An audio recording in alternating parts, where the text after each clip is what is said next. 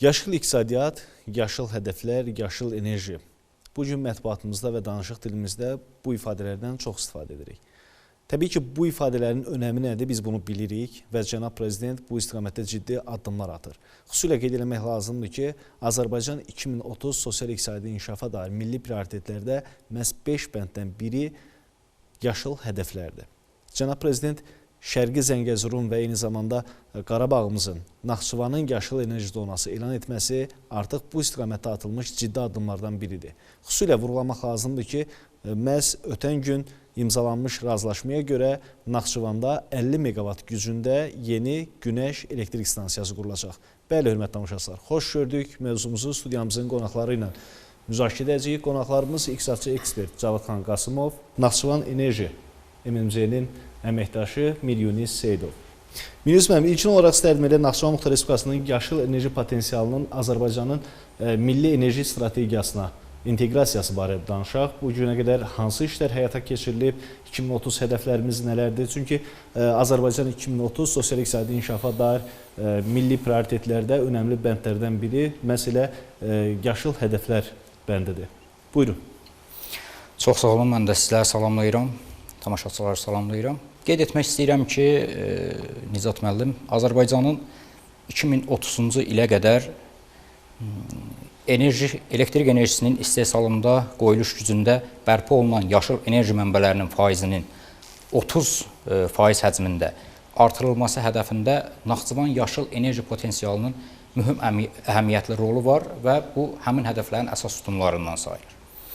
Qeyd etmək istəyirəm ki, ölkə başçısının müvafiq sərəncamı ilə Naxçıvan Muxtar Respublikasının yaşıl enerji zonası elan olunması Naxçıvanın Azərbaycanın əsas enerji dəhlizi olaraq deməli hədəfləyib və bugünkü gündə həmin istiqamət üzrə işlər həyata keçirilir. Bu isə Azərbaycanın milli təhlükəsizliyində və iqtisadi diversifikasiya siyasətində əsas hədəflərdən biri kimi qiymətləndirilir. Naxçıvanın yaşıl enerji strategiyası üzrə işlər deməli hansı mərhələlərdə, hansı istiqamətlərdə həyata keçirilir? Birinci, daxili tələbatın, daxili enerji tələbatının təmin olunmasıdır. Hansı ki, biz ötən gün şahidi olduq Azərbaycan Energetika Nazirliyində, deməli, ümumi gücü ilkin layihədə 50 meqavat olan, deməli, günəş elektrik stansiyalarının istifadəyə verilməsi üzrə layihələr imzalandı ki, bu layihələr Naxçıvanın daxili enerji tələbatının ödənilməsində mühüm əhəmiyyətə malik olacaq. İkinci hədəf olaraq biz deməli saxlan sistemlərinin yaradılması və rəqəmsal həllərdən söhbət eləməliyik. Hansı ki, bərpa olunan enerji mənbələrinin yaradılması üzrə böyük güclərin şəbəkəyə inteqrasiyasında bərpa olunan enerji mənbələrinin saxlan sistemləri vasitəsilə dayanıqlığının təmin olunması, enerji sistemində təhlükəsizliyinin təmin olunması. Üçüncü hədəf olaraq biz ixrac yönümlü potensialdan danışırıq. Hansı ki, bilirik, Azərbaycan Respublikasında, Azərbaycan Respublikası enerji şəbəkəsinə Naxçıvanın inteqrasiyası üçün Azərenerji Açıq Səhmdar Cəmiyyət tərəfindən hazırlanmış elektroenergetika strategiyası üzrə Cəbrayıl Qovşaq yarımstansiyasından Naxçıvana 330 kilovoltluq elektrik veriş xəttinin çəkilməsi, həmçinin Naxçıvanda çevirici yarımstansiyanın tikilməsi və Türkiyəyə 400 kilovoltluq xəttinin çəkilməsi üzrə işlər aparılır ki, Naxçıvanda yaşıl enerji mənbələri üzrə böyük güclü elektrik deməli enerji gücünün şəbəkəyə inteqrasiyası və ixrac imkanlarının araşdırılması üzrə işlər həyata keçirilir. Prioritetlər də deməli bu istiqamətlər üzrə investisiyaların cəlb olunması üzrə təşviqat, gələcəkdə qeyd etdiyimiz kimi ixrac imkanlarının genişləndirilməsi, Naxçıvanın gələcəkdə bərpa olunan enerji mənbələri üzrə enerji gücünün ixracatı və əsasən Azərbaycan əsas enerji şəbəkəsinə inteqrasiyası. Bu istiqamətdə də qeyd elədiyim kimi işlərin icrası haliyyədə davam etdirilir. Və ilkin olaraq qeyd elədiniz, Naxçıvanın Azərbaycanın ümumi enerji sisteminə inteqrasiyası önəmli bir şərtdir və 2030-cu ilə qədər artıq nəzərdə tutulur ki, Azərbaycanın milli prioritetlərində məhz ölkə üzrə istifadə olunan enerjinin 30%-i yerli, belə deyək, bərpa olunan enerji mənbələri hesabına ödənilsin. Cavadxan müəllim, bəs bizim iqtisadi hədəflərimiz nədir bu istiqamətdə? Çox sağ olun. Mən də hər şeydən əvvəl Su çərşənbəsi münasibəti ilə sizi və izləyicilərimizi təbrik edirəm. Və təbii ki, Naxçıvan Muxtar Respublikası Azərbaycan Respublikasının ayrılmaz tərkib hissəsi olmaq etibarilə ölkəmizdə yaşıl enerjiyə keçidin də ən mühüm parametrlərini özündə əks etdirən bir ərazidir. Və ümumiyyətlə sualınıza belə başlamaq istəyirəm ki, yaşıl enerji zonası elan olunmaq nədir? Yəni, hansı ərazilər yaşıl enerji zonası kimi elan oluna bilir? Bunun açıqlamasını vermək istəyirəm.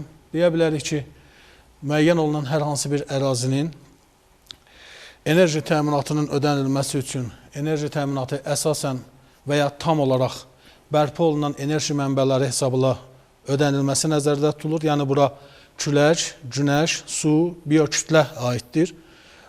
Həmin əsaslar üzrə qurulması və eyni zamanda ekoloji cəhətdən təmiz həm istehsal, həm də infrastruktur potensialının yaradılması ilə müşayiət olunan xüsusi iqtisadi, ekoloji bir status başa düşülür. Yəni, dövlət başçımız Müzəffər Ali Başkomandanın da həm Şərqi Zəngəzurun, həm Qarabağın, həm də Naxçıvan iqtisadi rayonlarının yaşıl enerji zonası kimi elan olunması məhz bu amillər nəzərə alınmaqla qiymətləndirilmişdir və sizin də dediyiniz kimi 2030-cu ilə qədər ölkədə yaşıl enerjiyə payının, milli iqtisadiyyatda payının 30%-ə çatdırılması nəzərdə tutulub. Və tədqiqatlarla məşğul olanda aydın olur ki, hazırda bu göstərici 20% civarındadır və qarşıdakı 5-6 il ərzində də bu göstəricinin tamamilə nəzərdə tutulan hədəflərə çatdırılması mümkün olacaq. Ümumiyyətlə, yaşıl enerjiyə keçid milli iqtisadi inkişaf baxımından hansı hədəfləri qarşımıza qoyur? Bunları istəyirəm əsaslandıraq.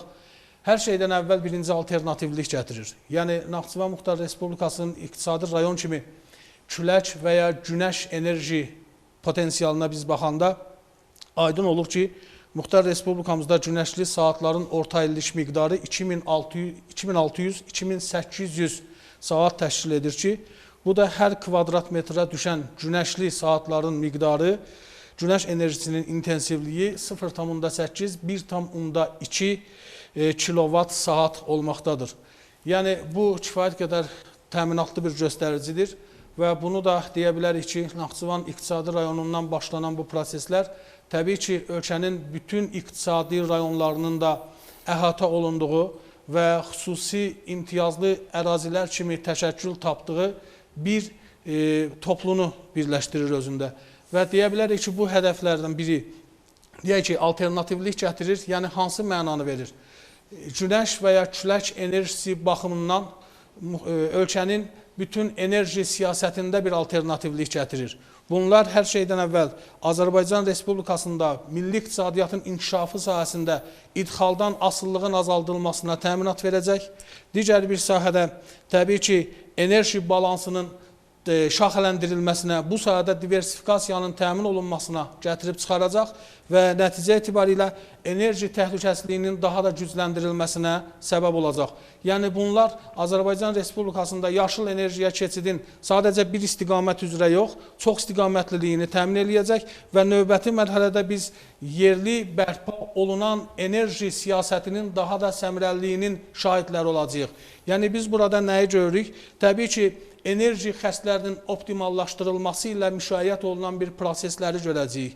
Təbii ki, bunlar axıcı və əlaqəli bir sistem olaraq həm dövlət, həm də özəl tərəfdaşlığının gücləndirilməsinə öz töhfələrini verəcək ki, hər iki tərəfin də daha əlverişli tarif mühitinin formalaşmasına öz töhfələrini verəcək. Təbii ki, bütün bunlar səmərəli həm də investisiya mühitinin yaradılmasında özünü göstərəcək.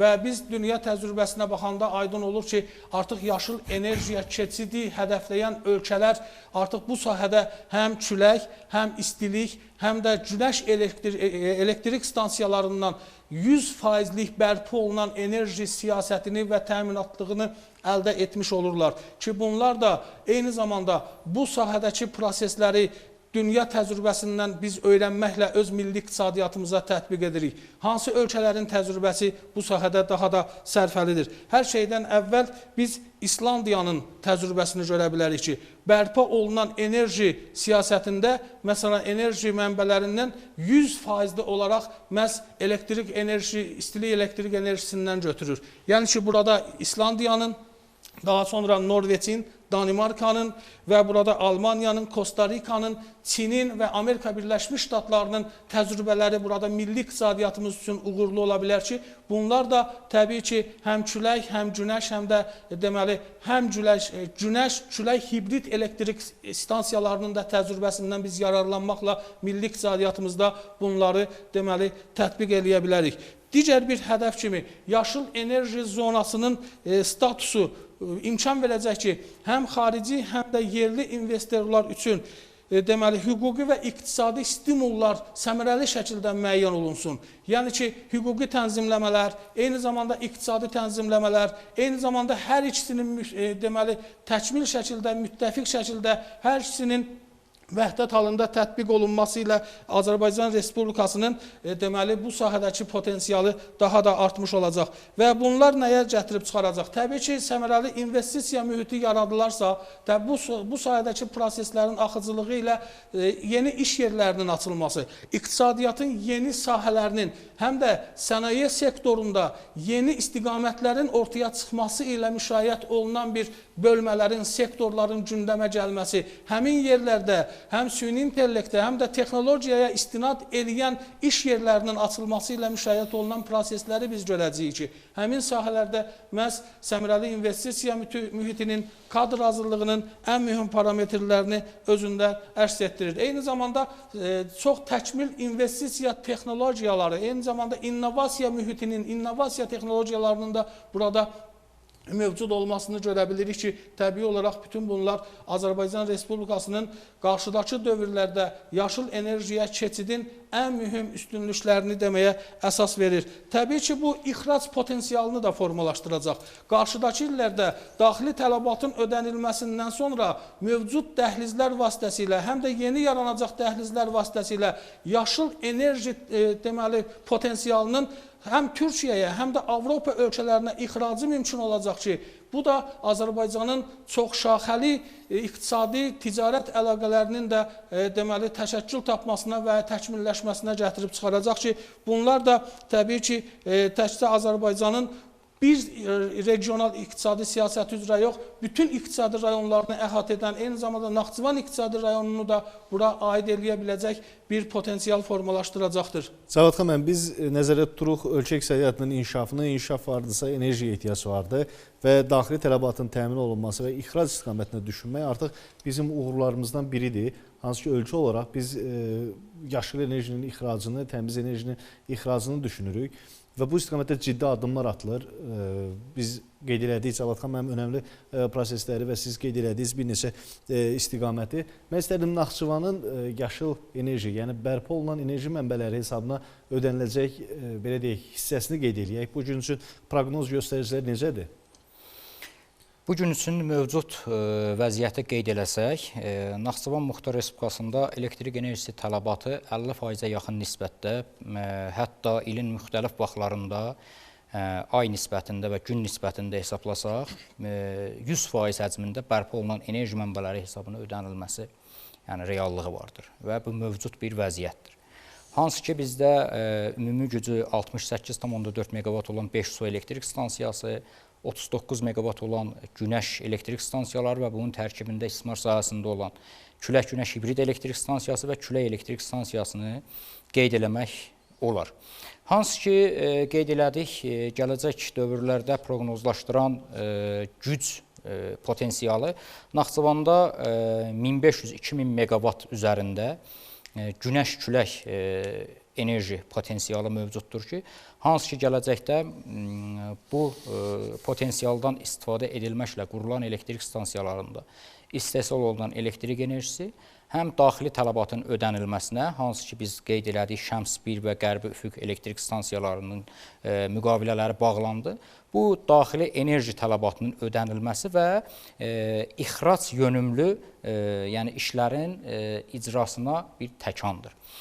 Naxçıvanın təbii, coğrafi şəraiti, iqlimi onu deməyə əsas verir ki, bu regionda böyük həcmli alternativ mənbələr, yaşıl enerji potensialından istifadə etmək imkanı vardır. Hansı ki, biz bunu ötən dövrlərdə günəş elektrik stansiyaları qurmaqla, kiçik həcmli pilot layihə olan külək elektrik stansiyası, hibrid elektrik stansiyası qurmaqla biz bunun şahidi olmuşuq. Düşünürəm ki, bugünkü aparılan geniş miqyaslı işlər, elektroenergetika sahəsində aparılan hansı ki bu tədbirlər Naxçıvanın Azərbaycanın əsas enerji şəbəkəsinə inteqrasiyası ilə paralel olaraq həmçinin də enerji ixracına zəmin yaratmış olacaq. Həm Türkiyə və Avropa enerji bazarlarına. Naxçıvanın enerji potensialı, yaşıl enerji potensialı onu deməyə bizə imkan verir, belə desək.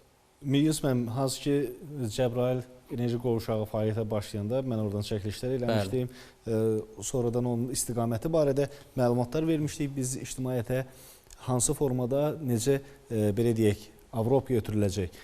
Bəs bu gün üçün hansı texniki və real şərtlər lazımdır ki, məhz Cavadxan müəllim, həmin enerji Avropaya ixrac üçün gəlib çatsın?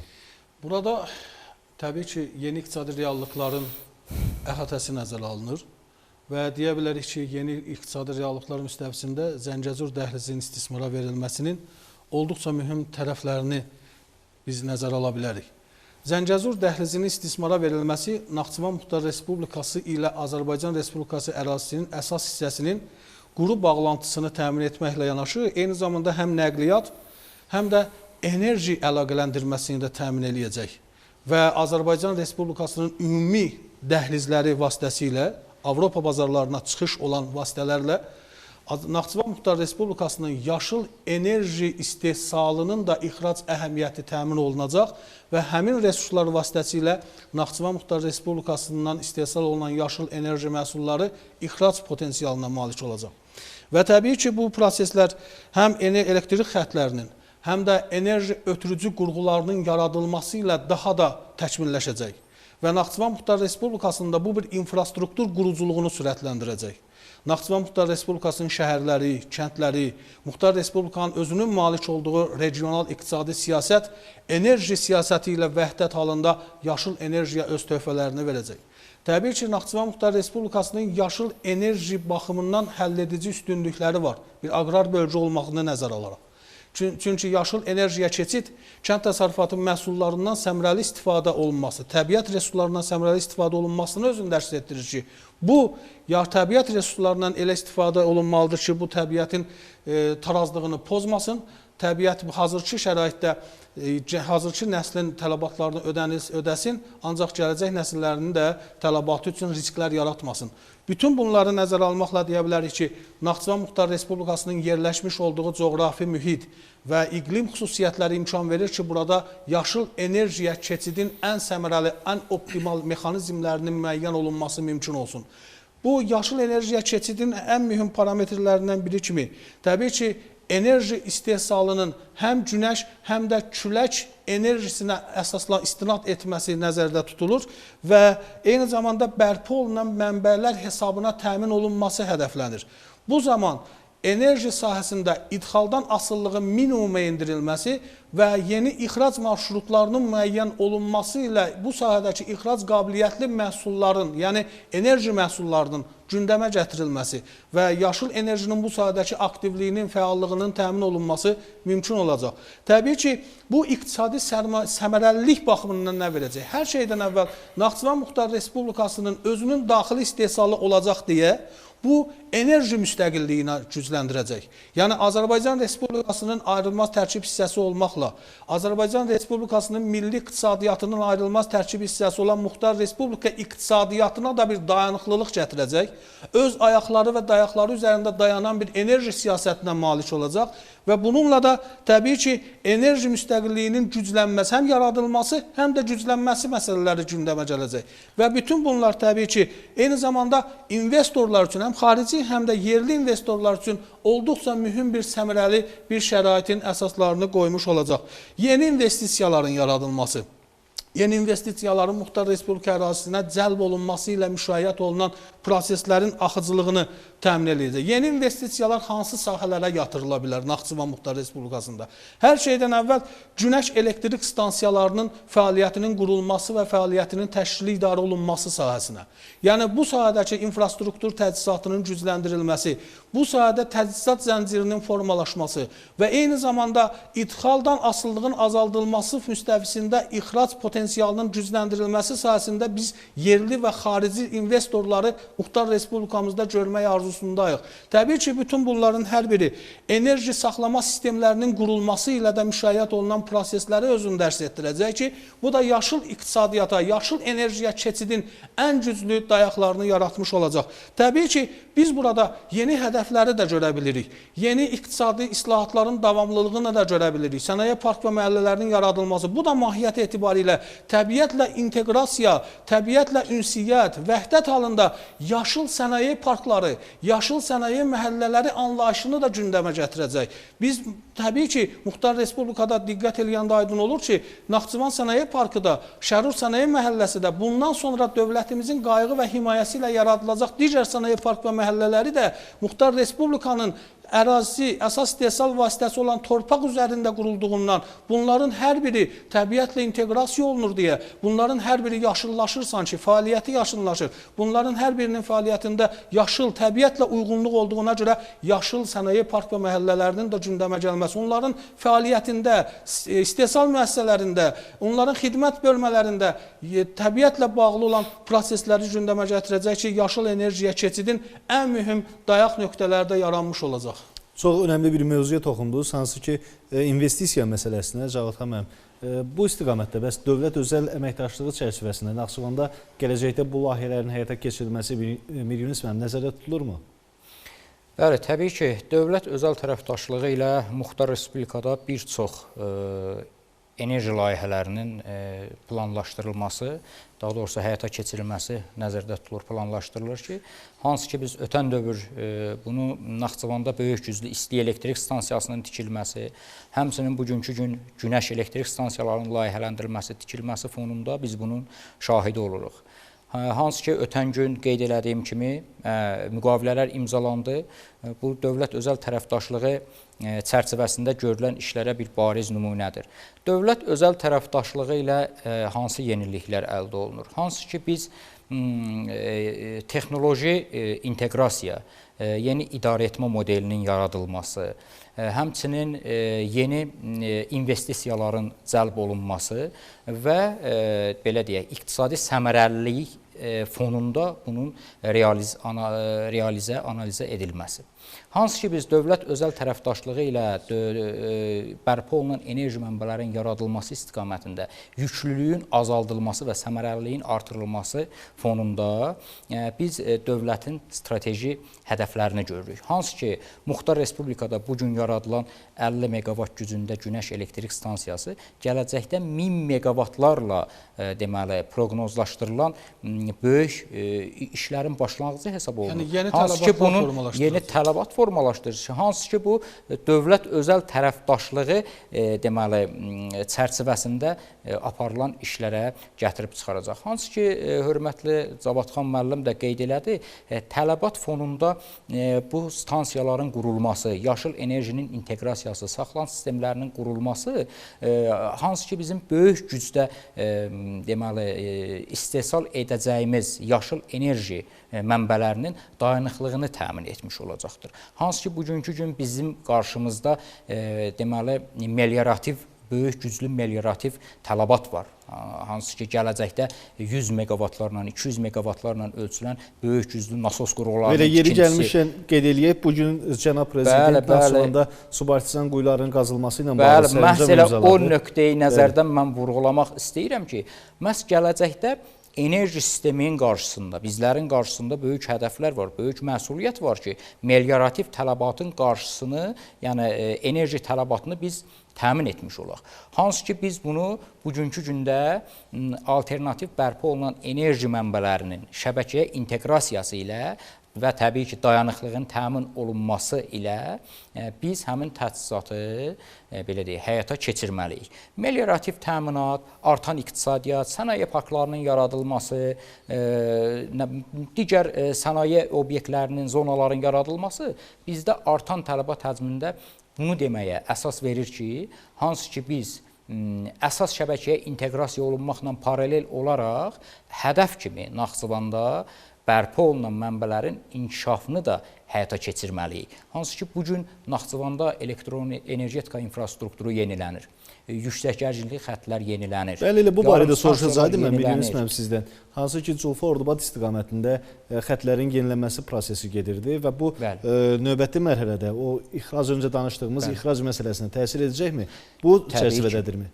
Təbii ki, Nicat müəllim. Daxili infrastrukturun yenilənməsi gələcəkdə həm enerji tələbatının dayanıqlığının və etibarlılığının artırılmasına xidmət edəcək. Eyni zamanda qeyd etdiyim kimi Azərbaycanın əsas şəbəkəsinə inteqrasiya olunmaqla 330 kilovoltluq haliyədə 2 dövrəli elektrik veriliş xəttinin tikintisi davam etdirilir. Çevirici yarımstansiyanın tikintisi işlərinə başlanılıb və 400 kilovoltluq 2 dövrəli Türkiyəyə, hansı ki çəkilən elektrik xəttinin layihələndirilməsi aparılıb və bu istiqamətdə işlər davam etdirilir. Daxili elektrik təsərrüfatının, elektroenergetika infrastrukturunun qurulması elektrik yüksək güclü, böyük güclü elektrik enerjisinin uzaq məsafələrə ötürülməsinin effektivliyini artıracaq, itkiləri azaldacaq və tələbatçıları dayanıqlı, fasiləsiz enerji ilə təmin etmiş olacaq. Bugün həmin işlər haliyyədə davam etdirilir. Başa çatmış işlər də var, davam edilən işlər də var və qarşıda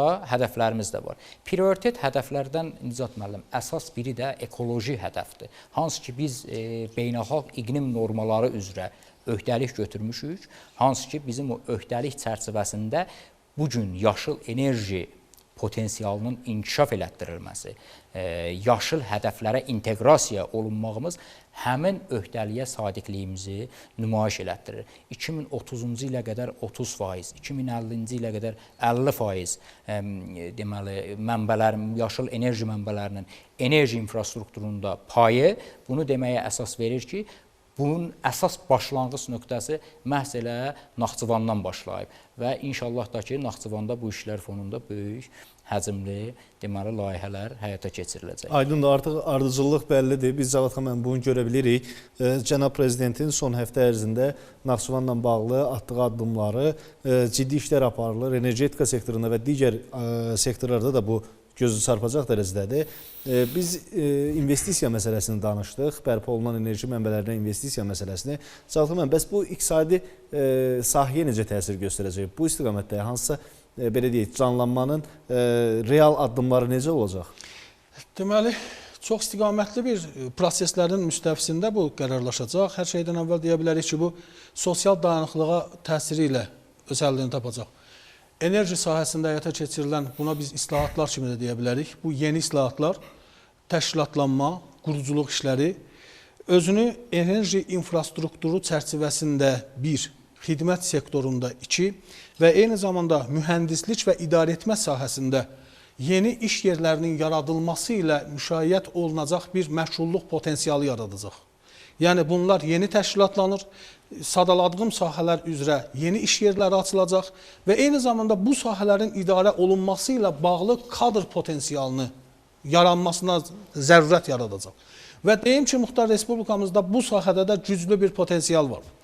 Təsadüfi deyildir ki, Naxçıvan Dövlət Universitetində 3 fakültədə, 10 fakültəsinin 3-ündə sadəcə olaraq yeni enerjiyə, yaşıl enerjiyə töhfə verəcək ixtisasların və fənlərin də tədris olunmasını deyə bilərik. Məsələn, İqtisadiyyat və İdarəetmə fakültəsində 10 fən, Təbiətşünaslıq və Kənd Təsərrüfatı fakültəsində 10 fən, Memarlıq və Mühəndis fakültəsində 15 fən sırf yaşıl enerjiyə xidmət edən sektorlarla yaşıl enerjiyə töhfə verəcək sahələrin həm süni intellekt, həm texnologiya, həm torpaqşünaslıq, həm də aqrar bölgə, iqtisadiyyatın idarə edilməsi ilə bağlı olan sahələri əhatə edir ki, bunlar da kadr hazırlığı, mütəxəssis hazırlığı sahəsində çox mühüm bir amillərdir.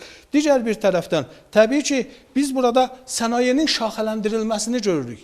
Sənaye sadəcə olaraq bizim ənənəvi sahələrin bölgüsündən ibarət olmayacaq. Eyni zamanda enerji sənayesi adlı bir yeni forma bizim qarşımızda çıxa bilər. Dayanıqlılığı ilə çıxış eləyə bilər ki, enerji sənayesinin burada enerji təhlükəsizliyi sahəsindəki sənayeyə aid olan bölmələrin yaradılması da mümkün ola bilər ki, bunun həm də süni intellektdə dayanan istiqamətlərinin formalaşdırılması mümkün ola bilər ki, bu da bir tərəfdən necə ki, kənd təsərrüfatı xam mal bazası ilə sənayeni təmin edir. Sənayenin də bu sahədəki inkişafı eyni zamanda deməli aqrar sektorun modernləşməsinə gətirib çıxaran bir prosesləri özündə əks etdirəcək. Yəni bir-biri ilə sintez əlaqəli şəkildə olan prosesləri təmin eləyəcək ki, bu da Naxçıvan Muxtar Respublikasının iqtisadiyyatına dayanıqlılıq gətirəcək və 2023-27-ci illəri əhatə edən Naxçıvan Muxtar Respublikasının sosial-iqtisadi inkişafına dair dövlət proqramının da əsas prioritetlərindən biri məhz ətraf mühitin qorunmasından ibarətdir. Məhz enerji siyasətinin bu cür təşkilatlanması, aqrar sahənin modernləşməsi ilə yanaşı həm də ətraf mühitin qorunması sahəsində olduqca mühüm bir mərhələni başladacaq. Yəni bu ətraf mühitin qorunması sahəsində həm də qorunması müstəvisində Muxtar Respublika iqtisadiyyatına bir dayanıqlılıq gətirəcək. Həm də yeni bir anlayış kimi biz ekoloji turizmin də inkişaf etdiyini, onun üfüqlərinin açıldığını görə biləcəyik. Yəni, turizm mobilliyi sahəsində də ekoloji turizmin də ən mühüm parametrləri özünü göstərəcək ki, bu da təbii ki, Naxçıvan Muxtar Respublikası iqtisadiyyatında xidmət sahələrinin inkişafını, hədiyyəlik məhsul istehsalının əhatəsinin genişlənməsini, həm də qürurla qeyd etdiyimiz Zəngəzur dəhlizindən sonraki mərhələlər üçün azad iqtisadi zona və logistik mərkəz kimi missiyanın yerinə yetirilməsində Muxtar Respublika iqtisadiyyatını daha da təhlükəsiz, daha da dinamik, daha da perspektivli bir vəziyyətə gətirib çıxaracaq.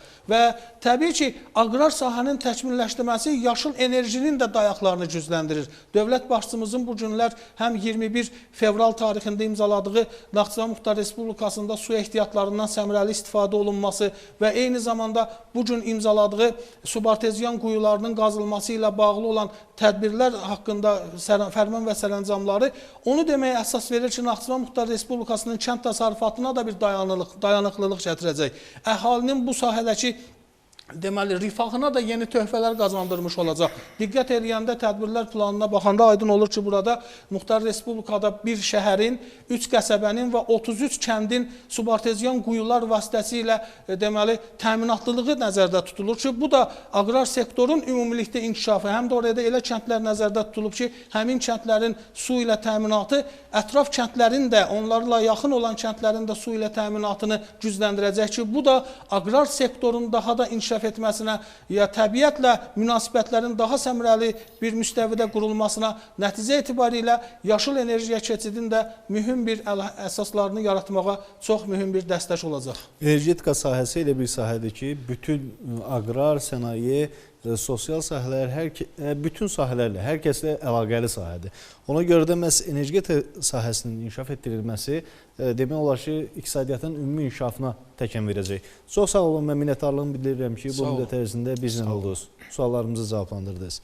Və sonunda qeyd eləmək lazımdır ki, məhz Naxçıvanın sosial-iqtisadi inkişafı, gələcək prioritetləri xüsusilə önəm kəsb etdiyi üçün Cənab Prezident son günlər qeyd etdiyimiz kimi Naxçıvanla bağlı önəmli sərəncamlar imzaladı və gələcək prioritetlər istiqamətində inkişafı nəzərdə tutur.